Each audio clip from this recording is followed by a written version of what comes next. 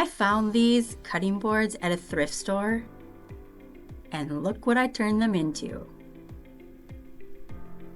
You are going to love how simple this is. So all I had to do was just sand each one of those down to take off the decorations that came on top of it, and from there it was good to go. We're going to use rice paper, matte Mod Podge, a cream, tan, brown paint shades, anything you like, sandpaper, twine, and a matte sealer. As you can see, I'm just using my heat tool to take off the sticky backs. Those are on there so tight because I even had to use some glue gun.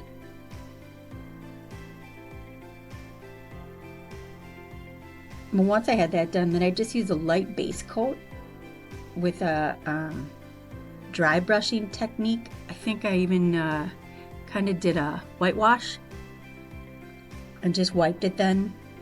And I wanted to leave some of the wood showing for realism. Oh yeah, well first I had to sand all that off.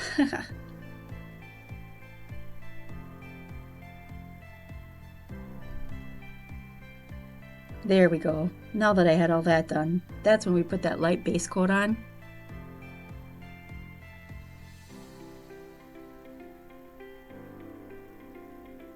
I guess rather than dry brushing, I did just water it down and then wiped it off.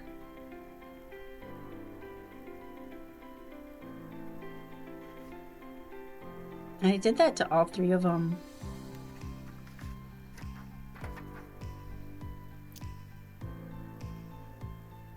And I've actually never worked with rice paper before this. You guys, I love it. I can't remember where I got it from. I could find out if you wanted to know. Leave me a comment and I'll look for it. But you just cut it and you put a light coat of Mod Podge on like that, just evenly. And you apply the image. Just place it very gently. And then smooth it from the center outward, and you just let it dry completely, and it just like adheres, becomes one with the wood. It just looks like it was always there. It is so neat. I love it. I can't wait to do more projects with it. And I wanted to make sure that the image was showing the slats so that it did look like part of the wood, not just a picture on top of the wood. So I lightly, you can see, used my tool there to go into the little crevices and just lightly press it down.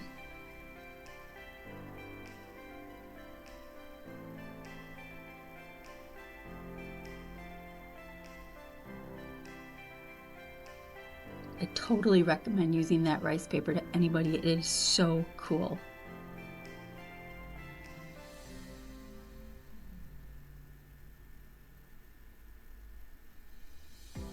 And plus that cow, how cute is that?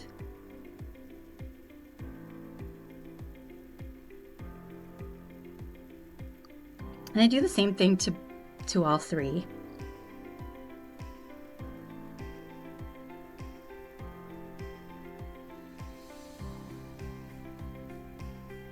And there you can see you can see the lines. I wanted to make sure you could see the lines, so then I can just go ahead and do the same thing, and then you got to make sure you let that dry really good.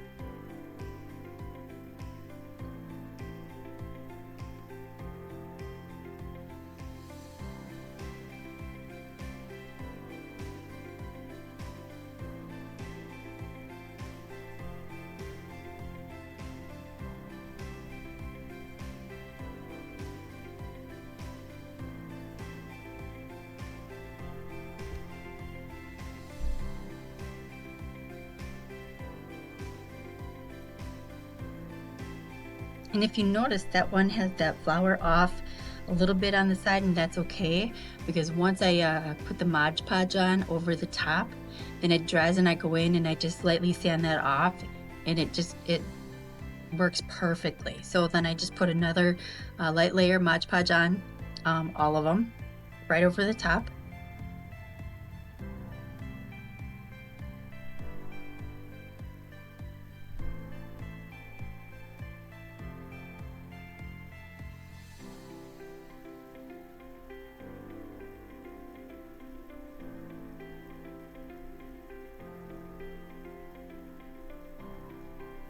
Then after they all dried really good, I just went and I lightly dry brush over the edges, and I just wanted to enhance that the images look painted instead of glued on. You know, that they're just like on the board. I also wrapped some twine around the handle. As you can see, I don't know why that got cut off, but it did. That was weird. It looks like it, I think I made a mistake editing this here. It looks like I got those two mixed up, but anyway, it's basically the same thing here. I actually show you putting the twine on, and you'll notice on the cherry blossom tree, I put a white one on, and I did go back in and I just dry brushed some tannish color over the top of that because it was such a contrast. It was too white. For as soft as that was, it just really pulled away from the picture, and I didn't like that. So yeah, see, I don't know, I must have messed up editing. Who knows, I'm new at this, obviously. So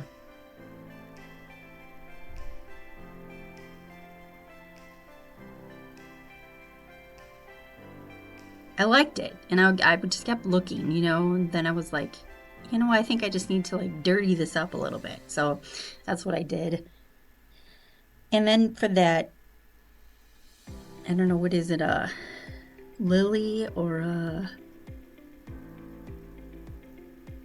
I don't know what flower that is.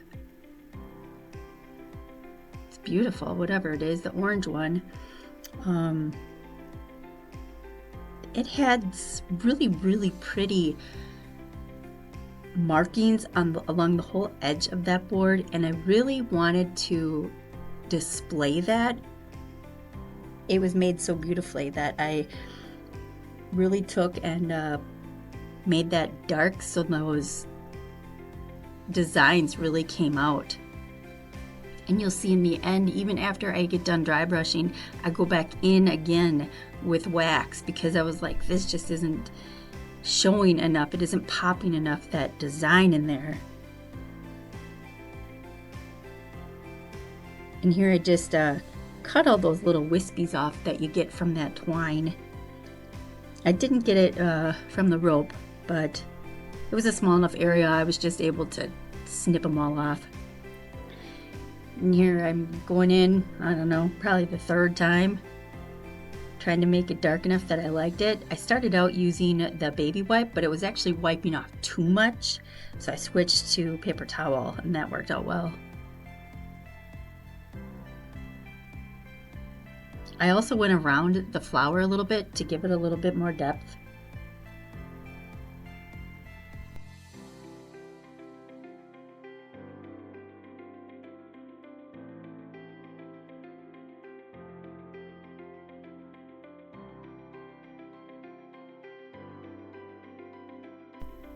You guys, I don't know if any of you sell at craft fairs, but these are great little things to buy, great sellers. They're small, lightweight, farmhouse kitchen decor. They are always popular.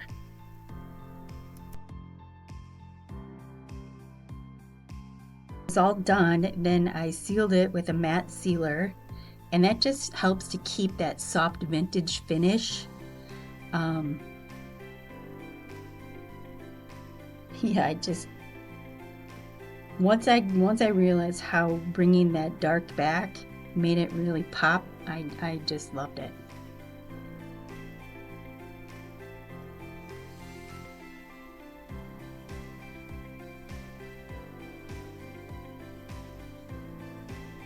Yeah, That's how you turn simple decorative cutting boards into beautiful rustic farmhouse kitchen decor. These are easy, affordable, and looks like something you'd find in a boutique shop. So if you enjoyed this project, make sure you like, subscribe, and I'll see you in the next DIY. Thanks for watching.